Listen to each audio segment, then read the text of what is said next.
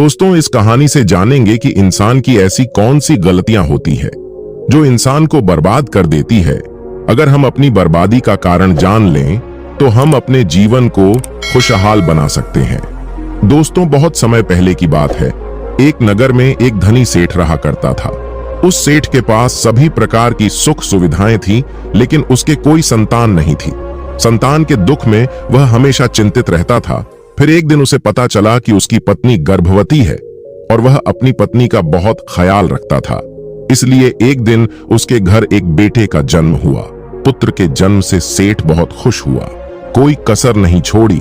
उसका बेटा देखते ही देखते बड़ा हो गया। तब सेठ ने अपने बेटे को गुरुकुल भेजने का फैसला किया ताकि वह पढ़ लिख कर विद्वान बन सके। ज्ञान प्राप्त करने हेतु गुरुकुल भेज दिया था। गुरुकुल में वह बच्चा अच्छे से पढ़ाई करता था और अपने गुरु की सभी आज्ञाओं का पालन करता था। ऐसे में वह बच्चा धीरे धीरे वहां का सबसे होनहार छात्र बन गया।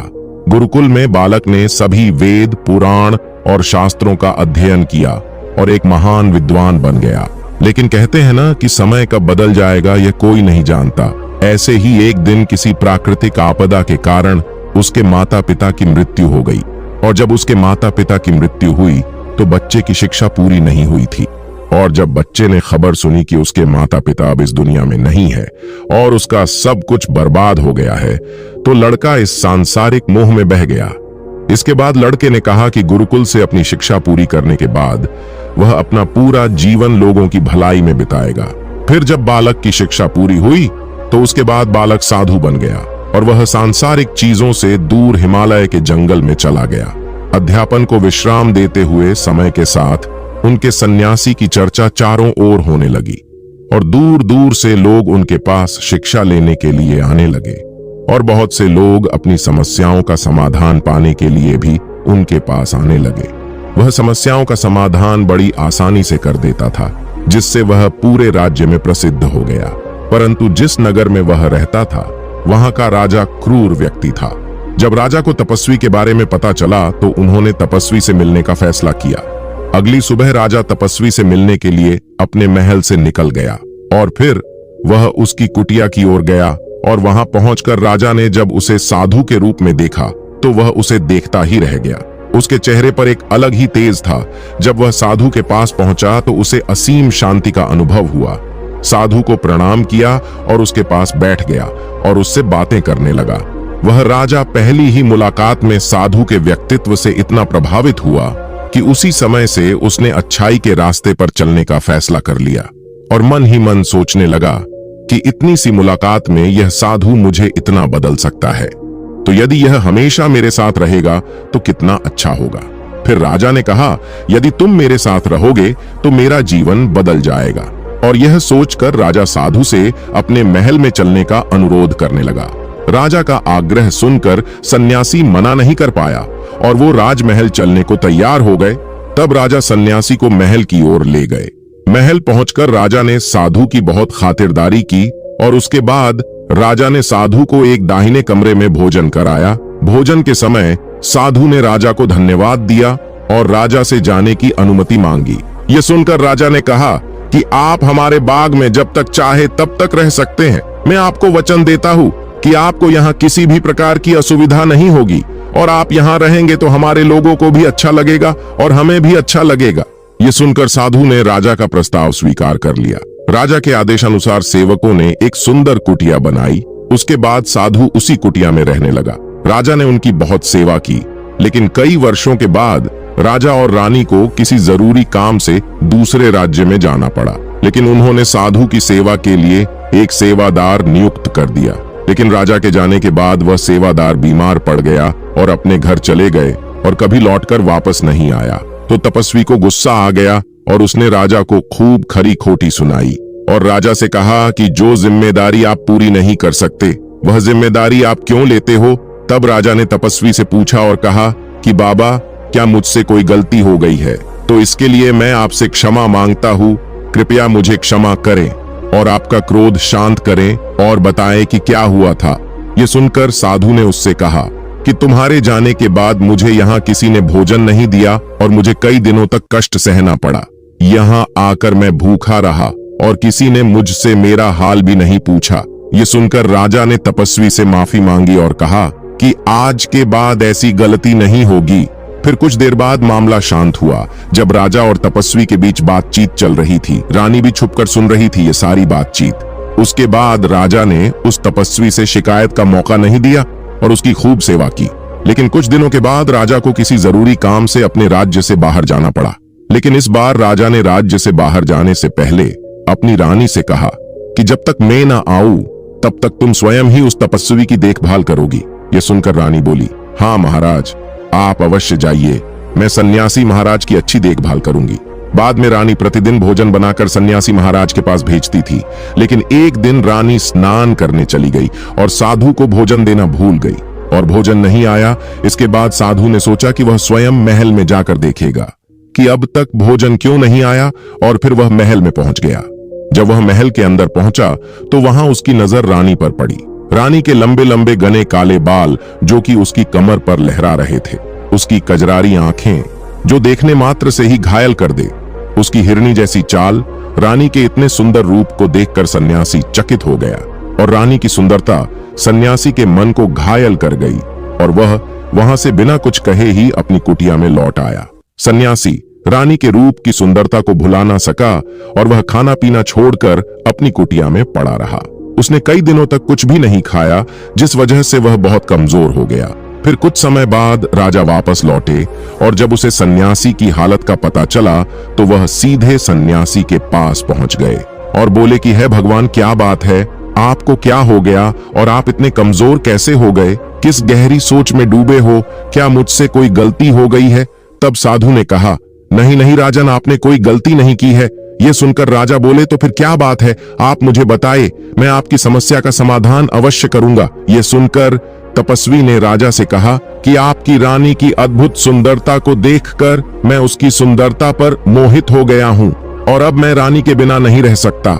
यह सुनकर राजा हैरान हो गया और कुछ देर सोचने के बाद राजा ने उस सन्यासी से कहा, मैं आपको रानी दे दूंगा। यह सुनकर सन्यासी बहुत प्रसन्न हुआ। फिर राजा सन्यासी को लेकर महल चले गए और जब राजा और सन्यासी महल पहुंचे तो उस दिन रानी ने अपने सबसे सुंदर वस्त्र और आभूषण पहने थे। फिर राजा रानी के पास गया। राजा ने रानी से कहा कि इस साधु की मदद करनी चाहिए, वह बहुत कमजोर स्थिति में जा चुका है और मैं नहीं चाहता कि एक बुद्धिमान व्यक्ति की हत्या का कलंक मेरे सिर पर लगे। राजा की यह बात सुनकर रानी ने राजा से पूछा कि आखिर इन सन्यासी के इस दुख का कारण क्या है? तो राजा ने रानी से कहा कि सन्यासी आपकी अद्भुत सुंदरता के दीवाने हो गए हैं।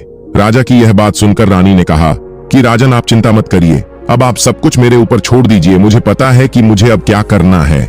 आपके ऊपर ना तो सन्यासी की हत्या का पाप लगेगा और ना ही उससे मेरे पवित्र धर्म का नाश होगा। रानी की यह बात सुनकर राजा ने रानी को सन्यासी को सौंप दिया। उसके बाद सन्यासी रानी को लेकर कुटिया पर पहुंचे। जब रानी सन्यासी की कुटिया पर पहुंची, रानी ने सन्यासी से कहा कि हमें रहने के लिए घर चाहिए, हम इस झोपड़ी में नहीं रह सकते। यह सुनकर सन्यासी राजा के पास गया और राजा से जाकर बोला कि हे राजन, हमें रहने के लिए घर चाहिए। सन्यासी की बात सुनकर राजा ने उनके लिए घर का प्रबंध कर दिया। फिर सन्यासी रानी को लेकर घर पहुंचा। जब रानी सन्यासी के साथ उसके घर पर पहुंची तो रानी ने सन्यासी से कहा कि यह घर तो बहुत गंदा है और इसकी हालत बहुत खराब है, मैं इस घर में नहीं रह सकती। यह सुनकर सन्यासी फिर से राजा के पास गया और राजा के पास जाकर बोला, राजन, जो आपने हमें घर दिया है उस घर की हालत बहुत खराब है। सन्यासी की बात सुनकर राजा ने उसे घर की हालत ठीक करवा दी। उसके बाद फिर रानी घर के अंदर गई और नहा धोकर बिस्तर पर आ गई। तभी साधु भी बिस्तर पर आ गया। फिर उसके बाद रानी ने साधु से कहा कि आप जानते हैं कि आप कौन हैं और क्या बन गए हैं। आप एक महान साधु थे जिनके लिए राजा स्वयं सभी आवश्यक चीजें उपलब्ध कराते थे, जिनके पास दूर दूर से लोग ज्ञान प्राप्त करने आते थे, जो लोगों को सत्य का मार्ग दिखाते थे, जो लोगों की समस्याओं का समाधान करते थे, जिन्हें सभी लोग गुरु मानते थे, जिसे सब लोग भगवान मानकर पूजते थे। और आज आप वासना के कारण मेरे गुलाम हो गए हैं। रानी की यह बात सुनकर साधु को झटका लगा और उसे एहसास हुआ कि वह एक साधु है और यह सब क्या कर रहा है। वह ये सब सुख सुविधाएं छोड़कर शांति की तलाश में जंगलों में चला गया। जोर जोर से रोने लगा और चिल्लाने लगा और रानी से कहने लगा कि मुझे क्षमा कीजिए महारानी, मैं यह क्या करने जा रहा था, मैं अभी आपको राजा को सौंप कर आता हूँ। सन्यासी की बात सुनकर रानी ने सन्यासी से प्रश्न किया कि साधु महाराज, मेरे मन में एक प्रश्न उठ रहा है, कृपया मेरे प्रश्न का उत्तर दीजिए। रानी की बात सुनकर सन्यासी ने कहा कि पूछो, तुम्हारा क्या प्रश्न है। फिर रानी ने कहा कि जब आपको उस दिन भोजन नहीं मिला तो आप बहुत क्रोधित हो गए। तब मैंने आपके ये रूप पहली बार देखा था और तभी से मैं आपके व्यवहार में परिवर्तन महसूस कर रही थी। ऐसा क्यों हुआ साधु महाराज, आखिर आपको इतना क्रोध क्यों आया। रानी की बात सुनकर सन्यासी ने रानी को समझाया कि जब मैं जंगल में था तो मुझे समय पर भोजन भी नहीं मिलता था, लेकिन जब मैं महल में आया तो महल में आने के बाद मुझे सारी सुख सुविधाएं मिली और फिर मैं इन सभी सुख सुविधाओं के मोह में फंस गया और मुझे इसके प्रति लगाव उत्पन्न हो गया और फिर मुझे इसको पाने का लालच उत्पन्न हो गया और जब मुझे यह नहीं मिला तो मेरे अंदर क्रोध उत्पन्न हुआ। फिर सन्यासी ने आगे कहा कि महारानी, सच तो यह है कि अगर इच्छा पूरी नहीं हो तो क्रोध उत्पन्न होता है और अगर इच्छा पूरी हो जाए तो लालच बन जाता है। फिर सन्यासी ने रानी से कहा, यह इच्छा की पूर्ति ही मुझे वासना के द्वार तक लेकर आई है और मैं आपके प्रति आकर्षित हो गया। इसके बाद वो सन्यासी रानी को लेकर राजा के पास गया और बोला कि राजन, मुझे क्षमा कर दीजिए, मुझे अपनी गलती का एहसास हो गया है। ये लो आपकी रानी, मुझे ये सब नहीं चाहिए। मैं अपनी इच्छा के वशीभूत होकर यह गलत कार्य करने जा रहा था और अपने जीवन को बर्बाद कर रहा था, लेकिन अब मुझे सब कुछ समझ आ गया है। उसके बाद उस सन्यासी ने कहा, हे राजन, मनुष्य की बर्बादी का कारण उसकी 4 आदतें बनती है और दुनिया की हर एक व्यक्ति के अंदर यह 4 अवगुण होते हैं, लेकिन जो व्यक्ति इन पर नियंत्रण कर लेता है वह दुख और परेशानियों से बच जाता है। ठीक वही जो व्यक्ति इन 4 दोषों पर नियंत्रण नहीं कर पाता है वो बर्बाद होने के कगार पर पहुंच जाता है। यह सुनकर राजा ने कहा, महाराज, आप मुझे वो 4 आदतें बताइए जिससे कि मनुष्य की बर्बादी हो जाती है। फिर सन्यासी ने राजा को मनुष्य को बर्बाद करने वाली 4 आदतों के बारे में बताया और कहा, हे राजन, मनुष्य को बर्बाद करने वाली पहली आदत है इच्छा, क्योंकि इच्छा ही दुनिया की हर एक व्यक्ति के अंदर सबसे पहला अवगुण होता है और जो व्यक्ति अपनी इच्छाओं को नियंत्रण में नहीं रख पाता है वह जीवन के किसी भी क्षेत्र में सफल नहीं हो पाता है, क्योंकि जैसे ही उसकी एक इच्छा पूरी होती है तो वह दूसरी की ओर बढ़ाने लगता है और दूसरी पूरी होती है तो तीसरी इच्छा उसके मन में जागृत हो जाती है और फिर ऐसे करते करते इच्छाओं पर नियंत्रण ना होने के कारण इसी जाल में उलझा रहता है और दुखी रहता है। इसीलिए राजन, जब हम इच्छाओं पर नियंत्रण पा लेते हैं तो हम हमारे मन पर भी नियंत्रण पा लेते हैं और जब हमारा मन हमारे वश में होता है तो तब हमें सुख की प्राप्ति होती है। फिर जो हम चाहते हैं वही हमारे साथ होता है। फिर सन्यासी कहता है, हे राजन, मनुष्य को बर्बाद करने वाली दूसरी आदत है वासना। वासना का जन्म हमारे मन में उठने वाली इच्छाओं से होता है। जिस प्रकार इच्छा का कोई अंत नहीं होता और मनुष्य वासना के जाल में फंसता ही चला जाता है, वासना के वशीभूत होकर मनुष्यों को कुछ भी नजर नहीं आता है। आज तक जितनी भी लड़ाइयां हुई हैं उनका सबसे बड़ा कारण स्त्री को पाने की इच्छा ही रही है। स्त्री के प्रेम में वशीभूत होकर राजा महाराजाओं ने आज से पहले बहुत सारे युद्ध किए हैं।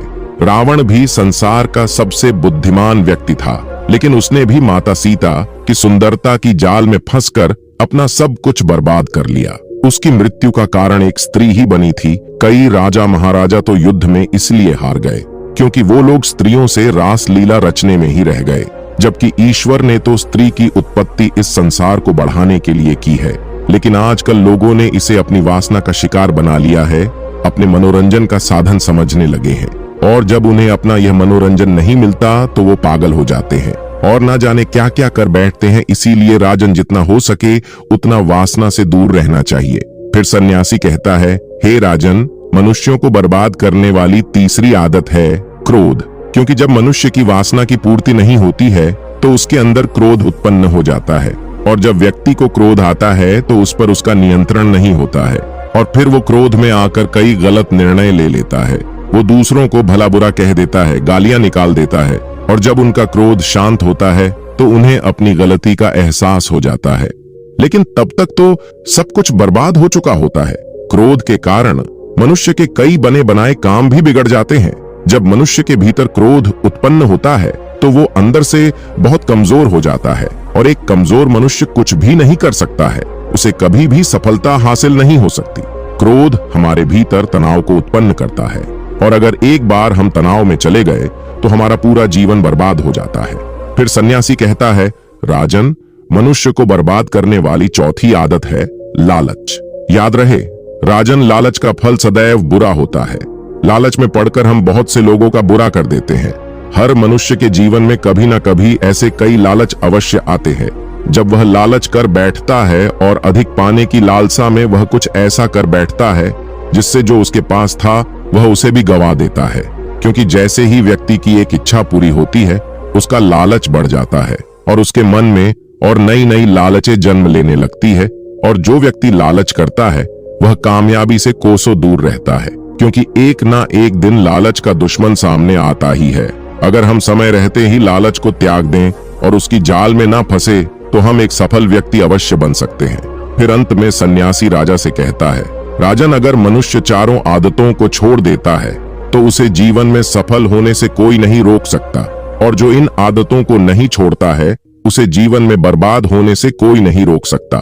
मैं एक सन्यासी होकर इसकी जाल में फंस गया था तो सामान्य मनुष्य तो इससे बच ही नहीं सकता। इसीलिए राजन, मनुष्यों को इन आदतों से हमेशा बचना चाहिए।